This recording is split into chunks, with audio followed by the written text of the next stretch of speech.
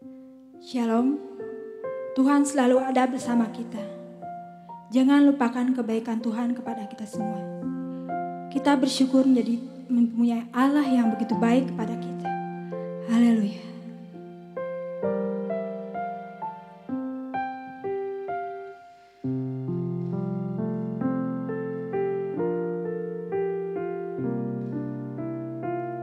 Kemanakah kami mencari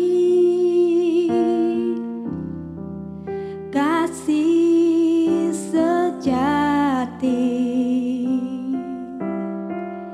Kemanakah kami berseru saat badai datang menderu? Yang kami tahu hanya Kau yang mampu pulihkan segala sesuatu. Kemanakah kami mencari kasih sejati?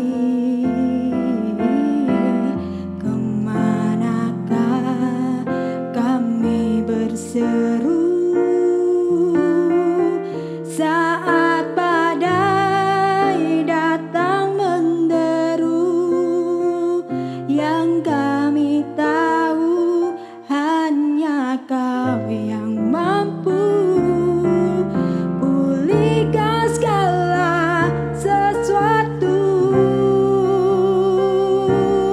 Kami perlu Kau, keajaiban-Mu. Kami butuhkan sentuhan tangan-Mu. Kami tak dapat jalan sendiri. Kami perlu Kau, Tuhan.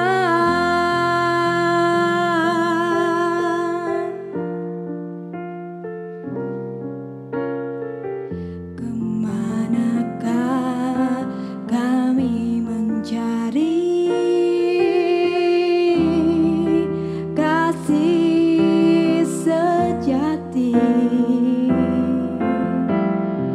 Kemanakah kami berseru saat badai datang menderu? Yang kami tahu hanya Kau yang mampu memulihkan segala sesuatu. Kami perlukan keajaiban-Mu. Kami butuhkan sentuhan tangan-Mu. Kami tak dapat jalan sendiri. Kami perlu Kau, Tuhan. Kami perlukan keajaiban-Mu. Kami butuhkan sentuhan tangan-Mu. Kami tak dapat jalan sendiri. Kami perlu Kau, Tuhan. Kami perlu Kau, Tuhan.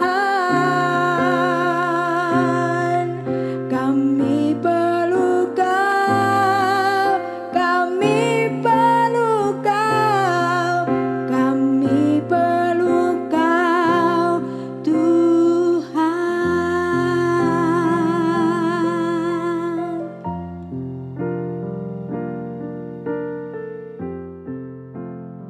Salam Maranatha, selamat pagi Bapak Ibu Saudara sekalian.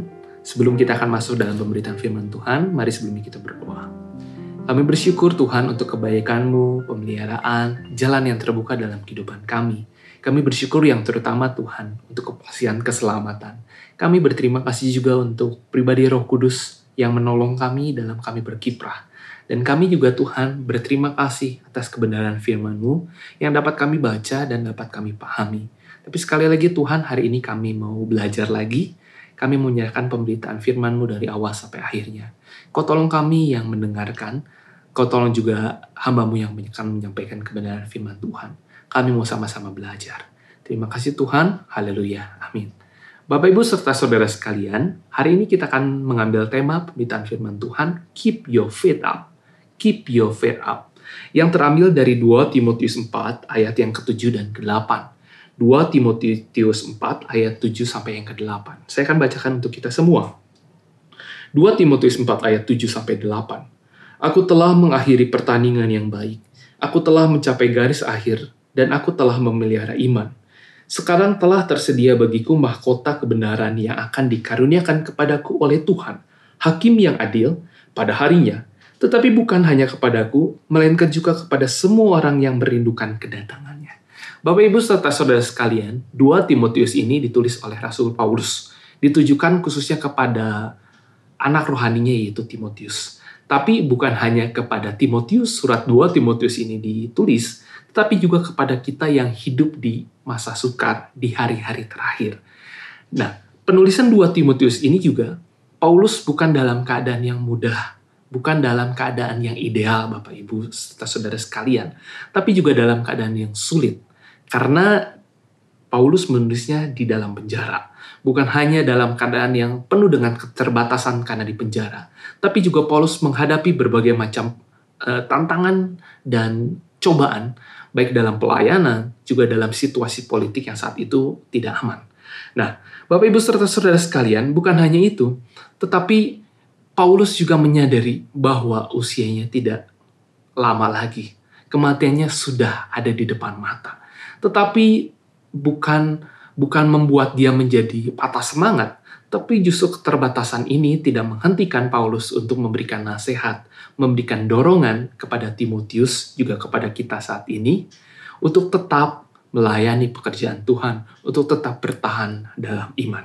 Nah, Bapak, Ibu, serta saudara sekalian, bagaimana dengan keadaan kita saat ini? Apakah kita juga menghadapi tantangan yang sama dengan yang Paulus hadapi? Bukan hanya tantangan situasi dan kondisi yang sulit, tetapi apakah kita juga menghadapi ketakutan, menghadapi kematian? Paulus tidak takut dalam menghadapi kematiannya. Nah, hari ini kita akan belajar. Ada di antara kita yang mungkin khawatir. Nah, Bapak, Ibu, serta saudara sekalian, seringkali kita berpikir, apakah mati itu lebih mudah atau hidupkah yang lebih susah? Pada faktanya, mati dan hidup itu adalah hal yang tidak mudah, hal yang sulit. Bicara tentang kematian, ada sebagian orang yang berpikir bahwa dengan mati atau bunuh diri dengan cara yang instan akan menyelesaikan permasalahannya. Beberapa waktu terakhir kita mendengar salah satu tokoh pemerintahan di Korea Selatan, dia akhirnya mengakhiri hidupnya dengan bunuh diri karena diperhadapkan dengan kasus pelecehan seksual oleh dirinya kepada sekretaris pribadinya. Akhirnya dia bunuh diri. Tetapi nyatanya Bapak, Ibu, serta saudara sekalian yang kita pahami bahwa mati secara fisik mungkin menyelesaikan masalah secara sikap. Tetapi setelah mati secara fisik ada kematian yang sesungguhnya, yaitu kematian yang kekal, yang diperhadapkan juga kepada kita sekalian. Nah, bagaimana dengan hidup? Bapak, Ibu, hidup pun tidak mudah, karena banyak situasi, banyak tantangan, banyak permasalahan yang harus dihadapi. Tetapi juga banyak keputusan-keputusan yang penting yang harus kita ambil. Karena dari keputusan selama kita hidup, itulah yang akan menentukan bagaimana kehidupan kita setelah kematian secara fisik. Betapa pentingnya keputusan selama kita hidup. Nah, Bapak, Ibu, serta saudara sekalian, selama tahun 2020 ini merupakan tahun yang luar biasa. Kenapa luar biasanya? Bukan hanya COVID. Mari kita sedikit flashback, atau kita semakin melihat di 2020 Januari. Ternyata banyak tokoh-tokoh terkenal yang meninggal dunia. Disebut saja di awal-awal 2020 ini ada Lina, istrinya Sule. Ada Ashraf Sinclair, ada Bob Hasan, ada Ria Irawan, ada Glenn Fredly, ada Didi Kempot, Baru-baru juga ada Papa T-Bob dan ada Omas. Nah, bukan hanya tokoh-tokoh di Indonesia, tapi tokoh-tokoh internasional pun, Bapak Ibu. Ada salah satunya adalah atlet basket NBA yang begitu luar biasa, Kobe Bryant, usia 41 tahun. Meninggal bersama 9 orang lainnya, salah satunya adalah anaknya, yang usianya masih 13 tahun. Nah, Bapak Ibu serta saudara sekalian, ada yang meninggal karena usia yang sudah lanjut, sakit penyakit, kecelakaan, atau mungkin juga ada yang karena serangan mendadak. Nah, Bapak Ibu serta saudara sekalian, belum cukup resiko kehidupan di tahun 2020. Ternyata di pertengahan atau di bulan Februari dan Maret, ternyata ada virus corona. Kematian begitu nyata. Kematian tidak pernah sedekat ini dengan kita. Hanya dengan tidak menggunakan masker saat kita keluar atau masuk dalam kerumunan. Semudah dengan tidak mencuci tangan saat kita kembali ke rumah. Semudah dengan kita datang ke pasar tradisional. Kita bisa kena COVID. Nah, Bapak Ibu serta saudara sekalian, COVID ini bukan sebuah isu yang cuman gosip. Tapi merupakan hal yang terjadi. Realita yang terjadi saat ini di sekitar kita. Banyak di sekitar kita, bukan hanya angka di televisi atau handphone, tetapi ada keluarga kita, ada teman, ada kenalan, ada beberapa jemaat, ada beberapa pelayan, bahkan ada hamba-hamba Tuhan yang dipanggil pulang ke rumah Bapa di sorga karena COVID. Nah, tapi pertanyaannya mungkin bukan kecelakaan, bukan sakit penyakit, bukan karena serangan mendadak atau karena COVID. Tetapi pertanyaannya bagaimana juga dengan kalau Tuhan Yesus datang kedua kali saat pandemi saat ini. Apakah aku temukan iman di muka bumi? Ada di antara kita yang mungkin di masa COVID ini justru penuh dengan kekhawatiran dan ketakutan. Karena kematian itu begitu dekat, kematian itu begitu nyata. Bukan hanya yang tempat jauh, tapi ada di sekitar kita. Atau justru juga ada dalam hati pikiran kita. Begitu khawatir. Lalu apalagi? Kekhawatiran dan ketakutan begitu menguasai kita, sehingga kita lupa tentang kehadiran Tuhan. Atau di antara kita ada yang begitu kecewa dengan diri sendiri, orang lain, menyalahkan perusahaan, menyalahkan bangsa dan negara kita, karena situasi dan kondisi yang tidak mudah. Yang terakhir, itu justru ada di antara kita semua yang ada di rumah saat ini, begitu nyamannya dengan keadaan saat ini. Karena kita tidak beribadah selama 4 bulan, kita tidak hadir dalam persekutuan komisi dan seksi, dan tidak ada lagi jadwal pelayanan. Akhirnya apa? Justru kita dalam keadaan yang sangat nyaman, sangat tidak perlu lagi melakukan aktivitas ibadah, walaupun disarankan. Nah, Bapak Ibu serta saudara sekalian, kebenaran hari ini bukan untuk menghakimi kepada kita, tetapi menjadi sebuah peringatan. Apa peringatan dan nasihat yang Tuhan mau berikan kepada kita pada hari ini? Firman Tuhan yang tadi kita baca ya, di 2 Timotius 4 ayat 7-8. Aku telah mengakhiri pertandingan. Bicara pertandingan Bapak Ibu, berdasarkan KBBI, ternyata pengertian pertandingan itu ada melawan, ada bersaing, ada membandingkan. Tetapi kita bukan bertanding, bukan melawan, bukan membandingkan, bukan bersaing, bukan hanya dengan diri kita sendiri, bukan hanya dengan tetangga atau orang lain, bukan dengan situasi dan kondisi. Tetapi saat itu, Alkitab mencatat Paulus berperang melawan berbagai macam tantangan. Melawan iblis, melawan keburukan orang Yahudi dan orang kafir. Yudaisme, antinomisme, atau kebejatan dalam gereja. Guru-guru palsu, memutarbalikan Injil kebenaran firman Tuhan, keduniawian, dan dosa. Nah, mungkin Bapak Ibu serta saudara sekalian saat ini kita tidak menghadapi tantangan sebesar apa yang Paulus hadapi. Tetapi bukankah saya dan saudara saat ini bertanding, melawan, bersanding dengan waktu yang terus berjalan. Nah, cepat atau lambat, suka atau tidak suka, dengan berbagai macam cara, Tuhan bisa memanggil kita pulang ke rumah Bapa di surga.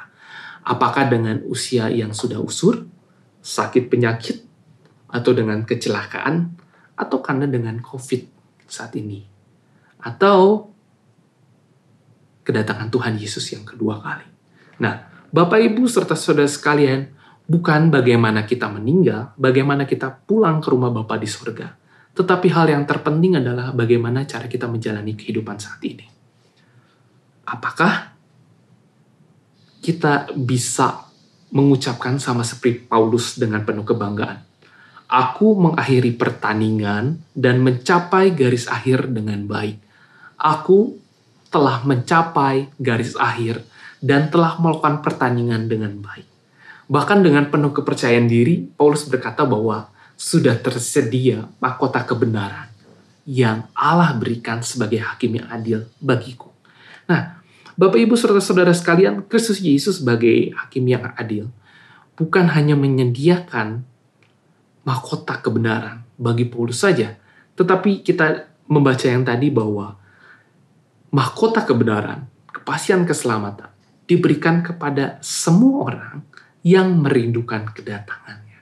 Merindukan itu merupakan sebuah ekspresi, kayak ada sebuah ikatan dan hubungan. Nah, pertanyaannya buat kita saat ini, bagaimana hubungan dan ikatan kita kepada Tuhan? Satu nasihat yang Paulus mau tekankan kepada kita pada pagi hari ini. Sudahkah kita memelihara iman? Sudahkah kita memelihara iman? Sesuai dengan judul tema hari ini adalah Keep Your Faith Up. Sudahkah kita memelihara iman? Nah, Bapak Ibu serta saudara sekalian, iman berdasarkan Ibrani 11 ayat 1, iman adalah dasar dari segala sesuatu yang kita harapkan dan bukti dari segala sesuatu yang tidak kita lihat. Bagaimana kita bisa memelihara sesuatu yang menjadi dasar dari apa yang kita harapkan dan menjadi bukti dari segala sesuatu yang tidak kita lihat. Apalagi di masa-masa sukar seperti ini. Bapak Gembala di gereja kita, Pendeta Daniel Gunawan, memberikan visi bagi gereja. Rindu setiap jemaat pelayan majelis punya iman yang bertumbuh, berkembang, berbuah, dan melayani pekerjaan Tuhan. Lalu visi ini bertumbuh, berkembang, berbuah, dan melayani pekerjaan Tuhan.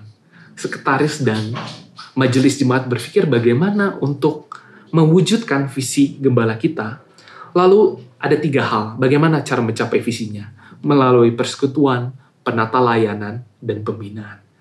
Nah, tapi ternyata situasi dan kondisi yang tidak mudah saat ini, akhirnya bagaimana supaya seluruh anggota jemaat dapat terlayani? Lalu, kita akan menggunakan teknologi informasi. Kita mendengarkan kebenaran firman Tuhan, kita bisa memuji nama Tuhan juga melalui YouTube, melalui link yang di-sharingkan. Lalu setiap komisi dan seksi buat persekutuan, baik melalui WhatsApp, ada juga di Google Meet, ada juga di IG Live, dan ada juga cetusan, arahan, dorongan kepada setiap keluarga untuk membangun persekutuan keluarga. Bersyukur untuk hal itu. Nah, Bapak Ibu serta saudara sekalian juga, tapi hal yang terpenting dan hal yang terutama bagi kita, bagaimana dengan persekutuan pribadi kita di hadapan Tuhan? Bagaimana dengan perkara pribadi? Karena persekutuan iman merupakan urusan pribadi, bukan iman boncengan. Seorang hamba Tuhan dari Tiongkok mengatakan bahwa iman harus dipertahankan dengan gigih, bukan dengan keraguan. Iman harus dipertahankan dengan gigih, bukan dengan keraguan. Nah, pertanyaannya buat kita saat ini, bagaimana mempertahankan iman? Bagaimana memelihara iman? Bagaimana keep your faith up? Nah, kita akan membaca satu firman Tuhan, bagaimana memelihara iman di masa-masa yang tidak mudah juga seperti ini.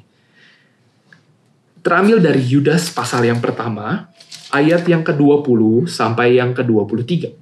Yudas pertama, ayat 20 sampai 23. Akan tetapi kamu saudara-saudaraku yang kekasih, bangunlah dirimu sendiri di atas dasar imanmu yang paling suci, dan berdoalah dalam Roh Kudus. Peliharalah dirimu demikian dalam kasih Allah, sambil menantikan rahmat Tuhan kita, Yesus Kristus, untuk hidup yang kekal. Tunjukkanlah belas kasihan kepada mereka yang ragu-ragu. Selamatkanlah mereka dengan jalan merampas mereka dari api. Tetapi tunjukkanlah belas kasihan yang disertai ketakutan kepada orang-orang lain juga, dan bencilah pakaian mereka yang dicemarkan oleh keinginan dosa. Nah, Bapak Ibu serta saudara sekalian, apa nasihat buat kita dalam memelihara iman? Bagaimana keep your faith up? Bagaimana iman kita tetap naik di masa sukar seperti ini? Ada 3 hal yang bisa kita pelajari nasihat dari Yudas yang disampaikan kepada kita pagi hari ini. Yang pertama adalah bicara tentang membangun diri sendiri atas imanmu yang paling suci. Membangun diri sendiri atas imanmu yang paling suci. Nah, Bapak Ibu serta saudara sekalian, merupakan keputusan pribadi untuk bisa iman kita dipelihara. Orang lain, hamba Tuhan, keluarga, anak kita mungkin bisa mendorong dan mengingatkan. Tetapi keputusan untuk memelihara iman merupakan keputusan pribadi. Nah, bagaimana cara kita memelihara iman pribadi kita? Hal yang pertama adalah bagaimana kita membangun diri sendiri. Keputusan paling tepat adalah ketika mengizinkan kebenaran firman Tuhan yang menjadi kekuatan dalam kehidupan kita. Firman Tuhan menjadi dasar, firman Tuhan menjadi pondasi. Setelah itu Bapak Ibu bisa lihat dari baca buku, bisa melihatnya mungkin dari radio, bisa menyaksikan dari YouTube atau dari televisi. Kenapa harus kebenaran firman Tuhan yang menjadi dasar dan pondasi? 2 Timotius 3 ayat 16-17. Segala tulisan yang diilhamkan Allah memang bermanfaat untuk mengajar, untuk menyatakan kesalahan, untuk memperbaiki kelakuan, dan untuk mendidik orang dalam kebenaran. Dengan demikian, tiap-tiap manusia kepunyaan Allah diperlengkapi untuk setiap perbuatan baik. Nah, Bapak, Ibu, serta saudara sekalian, kebenaran firman Tuhan yang Tuhan ilhamkan kepada para penulisnya bertujuan untuk memperlengkapi, untuk menasehati, untuk memperbaiki, untuk mendidik, supaya saya dan saudara bisa melakukan pekerjaan yang baik, pekerjaan Tuhan yang Tuhan siapkan. Nah, sekali lagi bahwa membangun diri sendiri adalah keputusan pribadi sendiri. Tidak bisa iman boncengan. Iman itu tanggung jawab pribadi kita di hadapan Tuhan. Sebuah statement mengatakan, jadi orang percaya diberikan perintah harus aktif berusaha keras dan berinisiatif untuk bersekutu dengan Allah secara kontinu dan harus ada kemajuan dari hari ke hari. Nah, Bapak Ibu serta saudari sekalian, ternyata memelihara iman itu butuh usaha, butuh inisiatif, butuh langkah maju dari hari ke hari. Kalau yang pertama bicara tentang keputusan pribadi untuk membangun diri sendiri dengan kebenaran firman Tuhan, khususnya dari firman Tuhan dari Alkitab, juga dari YouTube, juga dari buku dan dari sumber lainnya. Yang kedua, Bapak Ibu, Lukas 18 ayat 1. Yesus mengatakan suatu perumpamaan kepada mereka untuk menegaskan bahwa mereka harus selalu berdoa dengan tidak jemu-jemu. Yesus mengatakan suatu perumpamaan kepada mereka untuk menegaskan bahwa mereka harus berdoa, selalu berdoa dengan tidak jemu-jemu. Kalau dahulu Tuhan menyampaikannya dengan perumpamaan, tapi saat ini firman Tuhan yang sama diberikan kepada kita, bukan dengan perumpamaan lagi, tetapi dengan sebuah perintah. Hendaknya kamu berdoa dengan tidak jemu-jemu. Berdoalah dalam Roh Kudus. Maksudnya apa? Berdoa dalam kekuatan kuasa Roh Kudus. Berdoa dalam bantuan Roh Kudus. Apa hubungannya berdoa dalam Roh Kudus dan berdoa dengan tidak jemu-jemu? Bapak, Ibu, serta saudara sekalian, mungkin berdoa adalah sebuah aktivitas yang tidak mudah bagi mayoritas umum di antara kita. Sekalipun kita sudah ikut Tuhan bertahun-tahun, berbelas-belas, bahkan berpuluh tahun. Kenapa? Karena ternyata kehidupan kita penuh dengan aktivitas yang serba cepat. Kita penuh dengan kesibukan, penuh dengan janji, atau juga di antara kita ada yang tidak bisa terlalu lama memejamkan mata atau konsentrasi.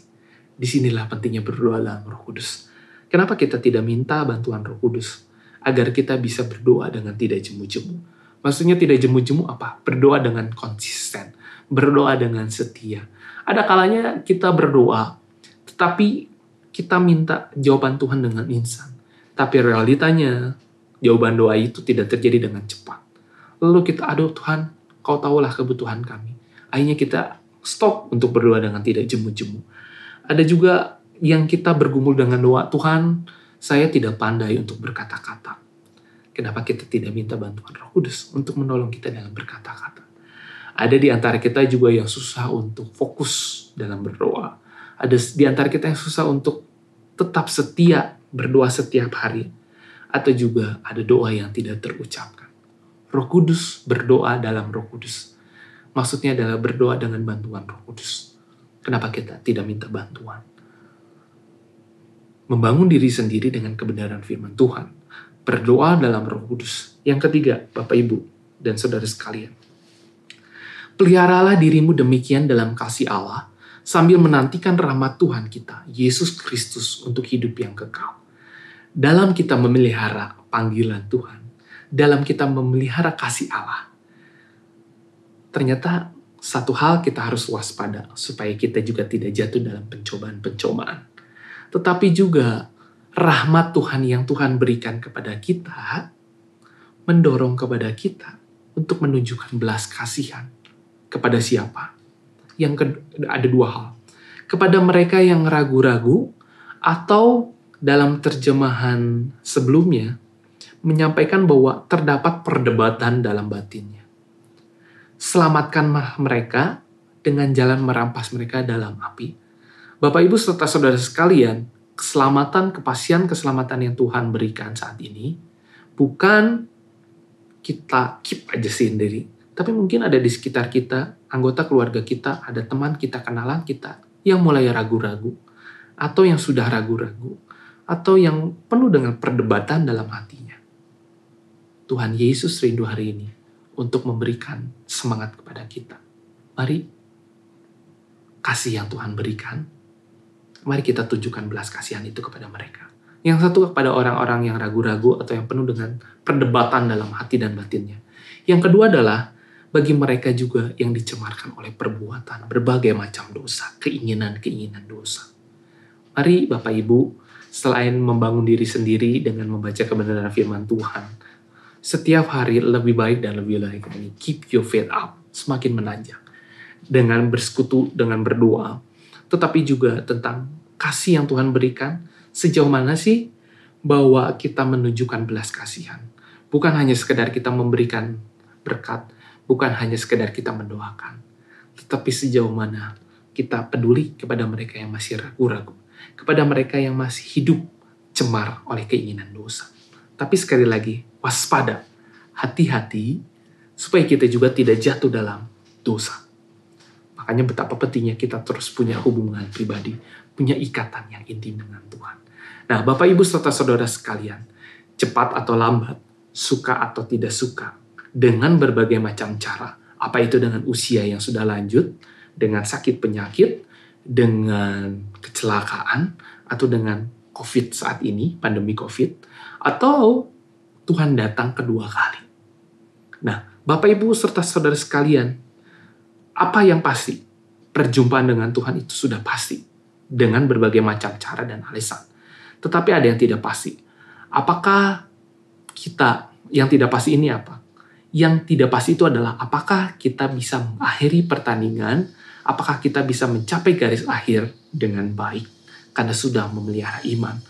Dan kita berhak mendapatkan hadiah, yaitu mahkota kebenaran.